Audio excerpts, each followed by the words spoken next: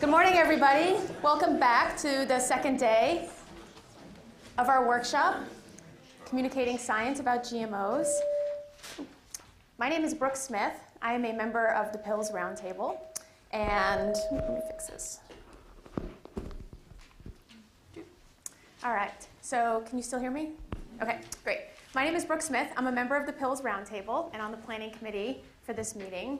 And in my day job, I'm the executive director of an organization called Compass, which I'll tell you about in a little bit.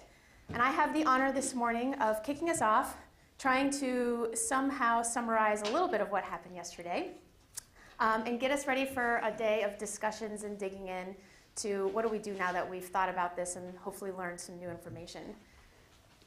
So I wanted to start off this morning doing something that we teach. Compass is a science communications organization that helps scientists be more effective communicators. And one of the things that we teach scientists to do is when they start talks or start meeting with new people, not just start telling people what they know, but tell them a little bit about themselves and where they come from, what their motivations are for being there. And there's actual science that shows that that helps establish trust and credibility. So I thought in good practice, I would do the same here with you for a little bit. I was reminded of this picture yesterday during our conversations when there was a lot of discussion and feeling of depression that came out of our discussions yesterday. And I was, Deetra made a comment yesterday about how the planning committee calls for this workshop were interesting, and some of the more interesting calls some of us had been on, and a little lively at times. And there was one point of our planning discussions where Keegan actually emailed me and said, Brooke, I need some of your optimism right now. And I have to say, this is something that is one of my personality traits. I'm very optimistic. And after the conversation yesterday, it did feel a little down sometimes, but I really appreciated what David Goldston said to us at the end of the day, that we're overcorrecting for the deficit model in our conversations yesterday. We lost the context of what we were talking about. And I come from a place of feeling like science matters a lot, and facts matter a lot, and there is a big role for science and scientists in society. And I really hope we can start today recognizing that. And if you need reminded of that, I'd be happy to talk to you about it and share some of my optimism around science and scientists and the future of their communication. Just a little bit about myself, because it really relates to our day-to-day. The organization that I run called Compass works with scientists to help them be more effective communicators. We do that in two ways. We do communications trainings for scientists, bringing a lot of these concepts that we learned about yesterday to scientists to then workshop through in practical ways. And then we also bring scientists to people that should hear about their science. So we're kind of like a Match.com in some ways, and we connect scientists to folks in the policy world and the journalist world.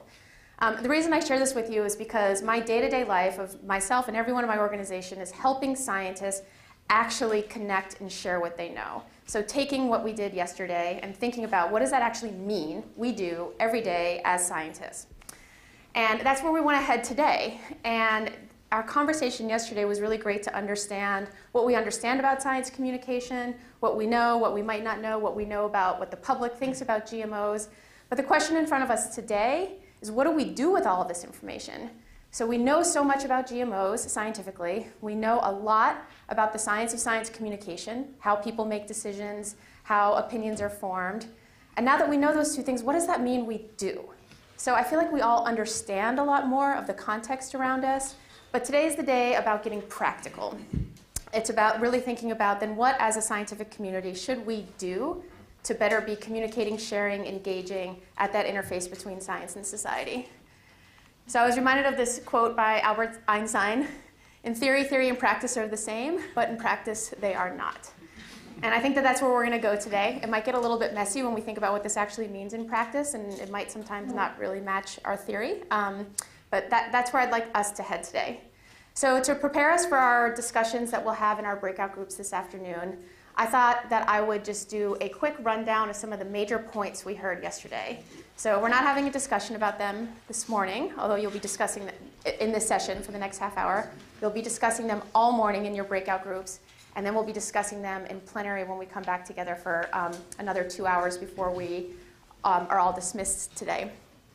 So there was a lot of stuff yesterday. It was really interesting last night at 11 o'clock to try to pull out some of the nuggets. So bear with me if I missed anything, and I'll ask at the end of this talk if there's key points that you feel like we should also keep in mind as we go into the breakout groups.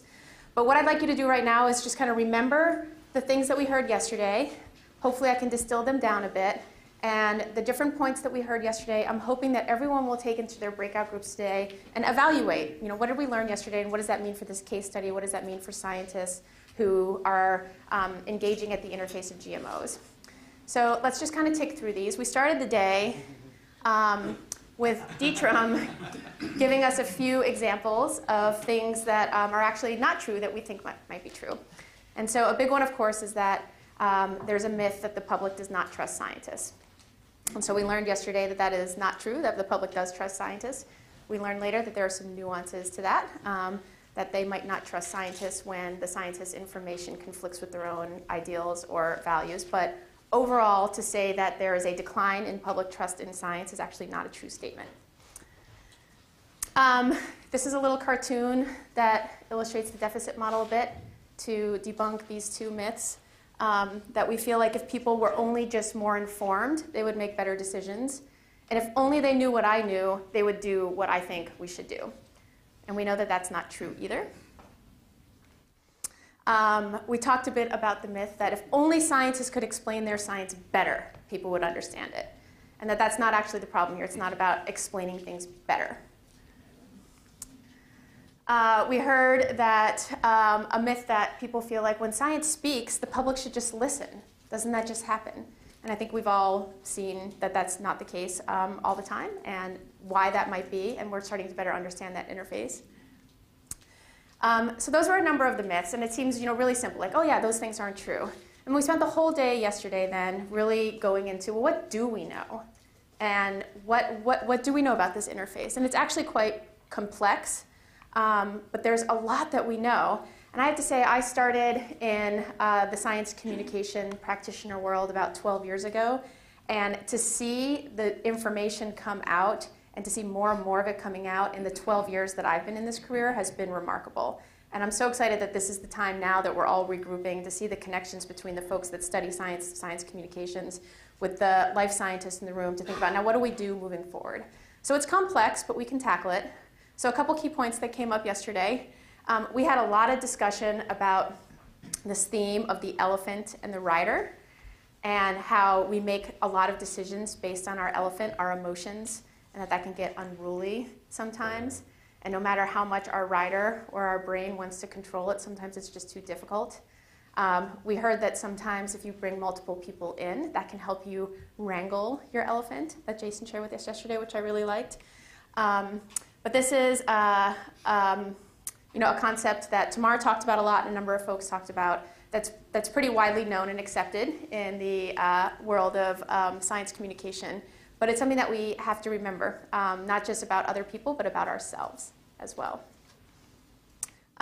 We learned that the brain is kind of lazy. Here's the brain on vacation drinking a Mai Tai. And so the brain looks for shortcuts. And that sometimes data and facts are really hard to process. And so that is a underlying reason for some of the topics we'll get into in a minute around motivated reasoning. We learned that a lot of people seek information from people like them, and they find that really validating. So if you're looking for information and looking for facts, finding people who think like you and have the same ideologies as you, that helps reinforce your views. And we've seen this in terms of where people get their news and going back to news sources that reflect their group. We also touched a little bit on this, and I heard a lot of discussion about this in the hallways yesterday, that it's not just your values and context that matter, but recognizing that there's not just science and then there's values, but the world of values is actually really complicated too. And it's not homogeneous, and that there are a lot of different values in the world. And especially as we're thinking about GMOs, how people value or understand information around GMOs in a developing country might be very different than in a developed country. And even more than that, in the United States, for example, people's views of GMOs in the South might be very different than the Midwest, which might be very different than in the Northwest, where I live, or in the Central Valley in California. And so it's easy to recognize that values matter, but it gets a little more complicated when you recognize that there are different values and that they might differ among different groups of people. And so thinking about that. And that'll be a really interesting thing to keep in mind as you're reviewing the case studies later today. And a question I encourage you to ask yourselves about what are the values, and not just think that it's one set of values, but there might be many sets of values at play. We also learned that people have a tendency to look for information that supports what they believe in. And so this is the confirmation bias. You seek information that supports what you know, and you dismiss information that might conflict with what you believe. We had a lot of discussion yesterday throughout the day from different speakers about framing, which I thought was really fascinating, and acknowledging the importance of how information is framed, how sticky a frame might be, they say in the marketing world. We talked a lot about how frames happen regardless of whether or not you wanted them to happen, that there's really no such thing as an empty frame, that if you choose not to frame something, it'll probably be framed for you. We heard a pretty provocative piece from Stephen Palacios, who went on to say, in the GMO world, it's been framed, and it's been negatively framed.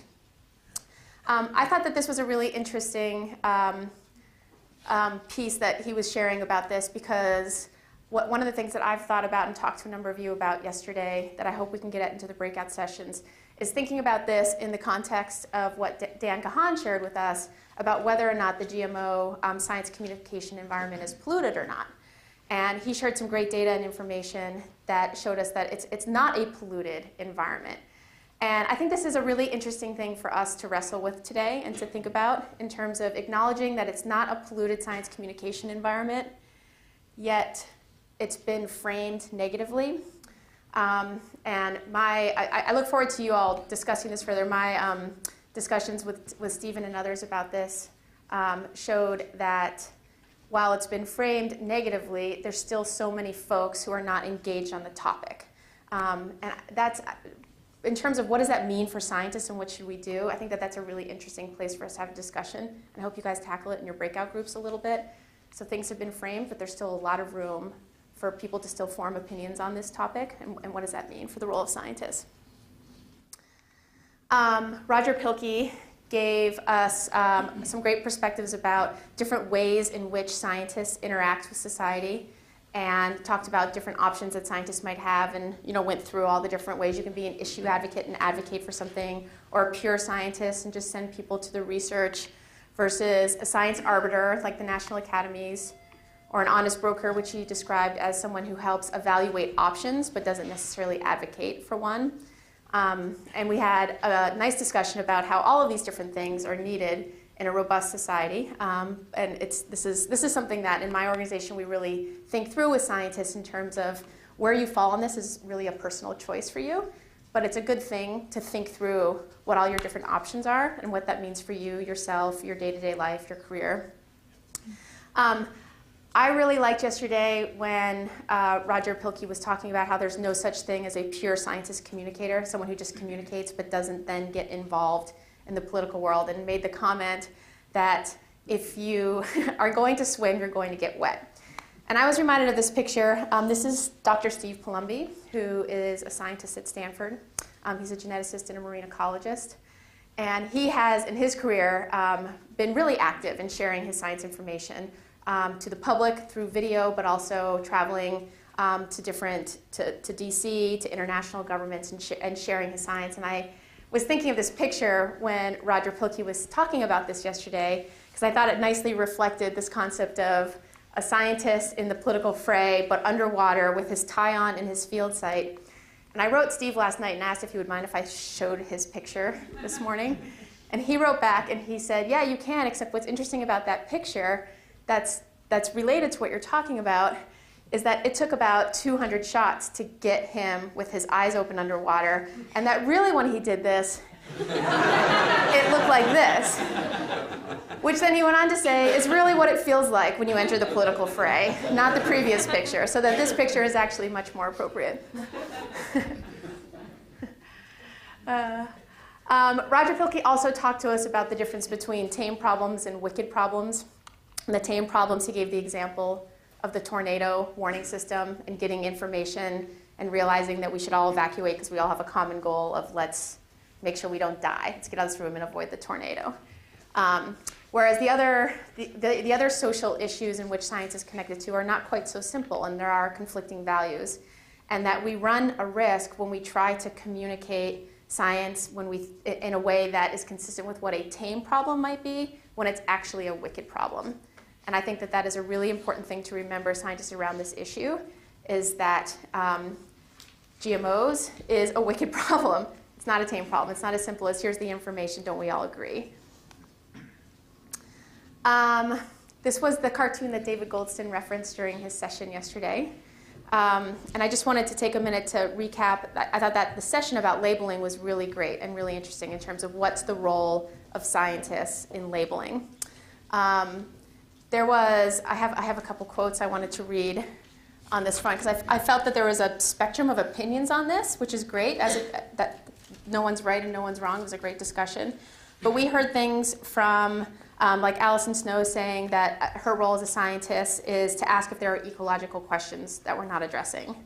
And Bill, as a social scientist, Bill Hallman, said that he feels like part of the social scientist role would be, what do those labels actually trigger in consumer behavior, and helping folks understand that. There were some comments on Twitter about this, which I thought was really great. A couple people on Twitter said GMO labeling is not a science issue, period. I saw a couple of those comments. Someone else had said, I can affirm GMO safety based on the science, but the labeling is a personal opinion. And someone else said, to the question of do scientists have a role in the discussion about whether or not we label GMOs, their answer was everyone has a role in a public policy debate. Okay, this is the last thing I wanted to say about yesterday to tee us up. Dan Kahan, you said this quote in a different context. We have met the enemy and he is us. But I thought it was a really fitting way to kind of reflect on our whole day, because I think that I talked to a number of you yesterday, and a lot of the information yesterday that was shared was not new to some of you, was new to many of you. But I always find getting together and talking about this kind of information is really important, because it doesn't just rationalize what's going on in the world around us. We are all actually part of this world. And we are all subject to the same things we learned about yesterday as everyone else is. And so it's not a way, now that we understand that our brains are lazy and that we make decisions based on confirmation bias or what people like us think, that doesn't justify how everyone else makes decisions. That's actually how you and I make decisions. And I think it's really important for us to remember that in these discussions. And there were a few times yesterday where perhaps some of us forgot that we were not privy to the same rules of cognitive science. And it's really hard to do that. And I actually tweeted yesterday to Deacham and said, do folks that study this not act this way because they know better? And Deacham had said, no, that's not true at all. We all act this way. Just because we're aware of it doesn't mean that we're above it. But I think the best thing we can do is be aware of it and think about it and remember that we're not different than everybody else, and be open-minded. And Tamar had some great suggestions yesterday.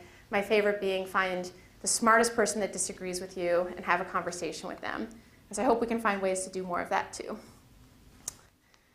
Okay, so I'm going to talk a little bit about what we have in store for us for our breakout groups in the next 2 hours. So we have 3 breakout groups this morning, one about the American chestnut, mosquitoes, and monarch butterflies, sometimes referred to as the corn group. There's some framing in there, depending on what you call it. So everyone should have either on their name tag a colored dot, and if you don't have a colored dot on your name tag, you should have a colored agenda. Does everyone have a dot or an agenda? So you should have a blue, yellow, or green something.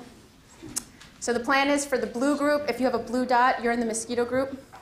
If you have a yellow dot or agenda, you're in the corn/butterfly group. And if you have a green agenda, you're in the chestnut group. It's on your agenda which rooms that you should go to. So our goals of our breakout groups. So we put these case studies together, and a few people in the room worked really hard to pull together some background information for you, and we'll present that information to you in your breakout group. And so our hope was to kind of present a case study where we've seen GMO science be related to a societal discussion issue, values being part of it, and to analyze it, to think about it, to take everything we learned yesterday and have a discussion about how did this play out in the real world with a real example. And so the entire goal of your breakout group is to explore that. What happened at that interface? And then to ask yourselves, if we could do something differently, what would we have done? And what might we do moving forward as scientists who want to engage in these conversations, given what we know now, given how the issue has advanced, given what we learned yesterday, and what's really the role of science here? We are not webcasting in the rooms, and we really want people to feel free to have a very honest conversation, ask any question they want to ask, and say anything they want to say. So we're going to ask for no attribution, no tweeting from your sessions. This is a chance for you to just discuss this with the people that are here and in the room. When we come back into plenary after your breakout groups, we'll have a chance to share things back then. And if folks want to share things out on social media then or at that point, that is fine. But your breakout groups is really a chance to really get into thinking about asking questions, sharing your thoughts, and feeling very safe and respectful to do that. What we'll do is you'll be in your breakout groups until about 11:30, at which point we'll have lunch until 12:30. So we will come back into this room at 12:30, and then we'll have folks on the breakout groups. We'll have each breakout group give a 10-minute summary of what they discussed, what was interesting, what ideas they had, what they noticed, things that they feel like they should bring back to the group. Because none of us have read all of the background information and only will be involved in our one group. And so this is a nice chance to see what's similar across different issues and what's different and what does that mean. And then we will have a discussion about it. And we'll have about an hour and a half at the end of the day with some panelists up here to respond to what they heard, but then have a group discussion too. And again, I want to just remind us all that this is really about how does this work in the real world? And what does this mean in the real world? And what should scientists be doing? What can we do differently? If you're not a scientist, what do you expect of scientists? What would you like to see done? What kind of ideas do you have? So I really look forward to us rolling up our sleeves and getting into the practical, because the practical is not always the same as the theory or the conjecture. So this is our chance to really think through that. Let's see, Keegan or Lauren, did I forget any logistics that people need to know? Oh, I'm yellow. I'm sorry. So who to follow? Yes. So Lauren up here will take people to mosquitoes. Jenna back here will take people to chestnuts. I will take people to monarchs. Okay. So find us out here in the hallway, and we will get going. Awesome. Thanks, guys.